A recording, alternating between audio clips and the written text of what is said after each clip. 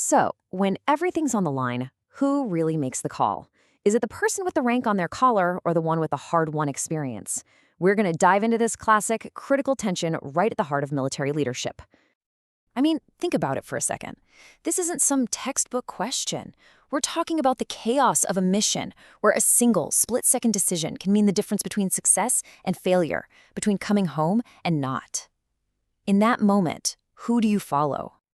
Okay, so this lays out the core conflict perfectly. On one side, you've got the officer. Their rank gives them the formal legal authority. The buck stops with them. But on the other side, you have the senior non-commissioned officer, the NCO. And their authority comes from something called combat credit. It's like a currency of trust, earned through sweat, blood, and just knowing what to do when things go sideways. And yeah, this isn't some abstract idea. It's a real lived thing. It's so common that we've all heard the stories, right? That classic tale of the seasoned sergeant who, gently guides the brand new lieutenant away from a disaster. It's practically folklore. But what does the actual data say about how these moments shake out? Well, to get real answers, we're turning to the work of Dr. Rony Rodas, and his background here is absolutely crucial. See, he's not just an academic in an ivory tower. This guy is an Iraq War combat veteran. He's served on peacekeeping missions in Kosovo and done tours in Korea.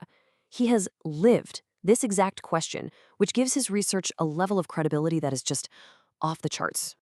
So what Dr. Rodas did was a deep dive. He analyzed 200 different narratives. We're talking stories pulled from memoirs, from official after-action reports, professional articles, all describing these incredibly high-stakes moments.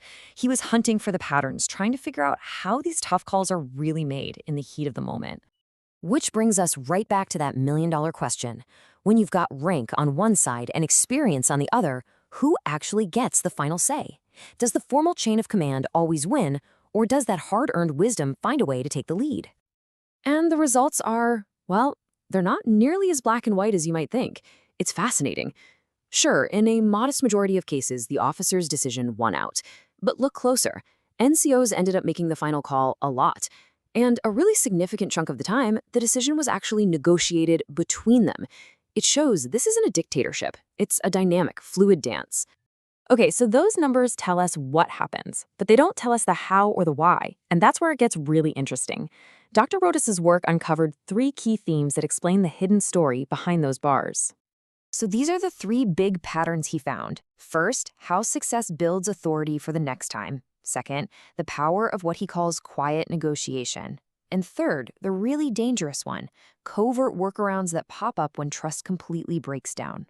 Let's start with that first one. This first idea is so simple but so powerful. Basically, success breeds authority. Think of it like a mental scorecard. If an officer makes a risky call and it pays off, boom, their formal authority gets a major boost. But if an NCO gives a piece of advice that saves the day, their combat credit goes way up.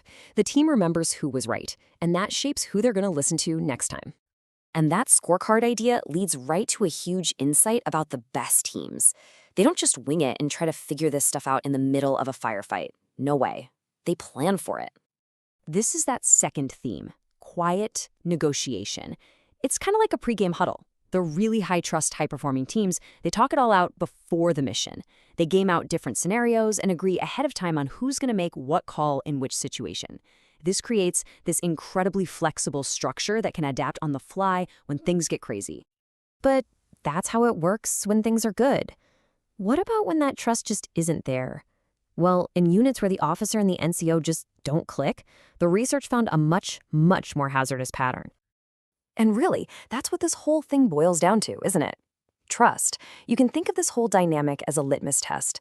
How a team navigates this decision-making process under fire tells you everything you need to know about its true health. I mean, just look at the difference here. It is night and day. High-trust teams have joint decision-making, they're flexible, but low-trust teams, you either get rigid officers who won't listen to anyone, or you get these covert workarounds, which is when NCOs might subtly change an order or just slow walk it because they think it's wrong. And that is incredibly dangerous, because it just eats away at the chain of command from the inside out. So, after all this, you might think the whole point is to figure out who should win, the lieutenant or the sergeant, but that's actually the wrong way to look at this whole thing. It's not about picking a side. The real goal, the question that actually matters, is about synergy. It's about how we can build teams that combine the officer's legal authority and the NCO's battlefield wisdom to make the smartest, fastest, and ultimately safest decisions possible.